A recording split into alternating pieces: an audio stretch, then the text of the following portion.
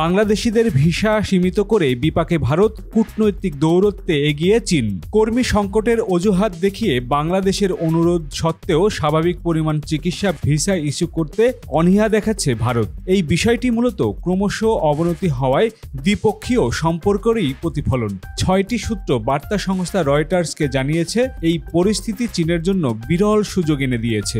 দেশটির চিকিৎসা ভ্রমণের সুযোগ সম্প্রসারিত করে বাংলাদেশিদের সঙ্গে সরাসরি সম্পর্ক গড়ে তুলতে শুরু করেছে।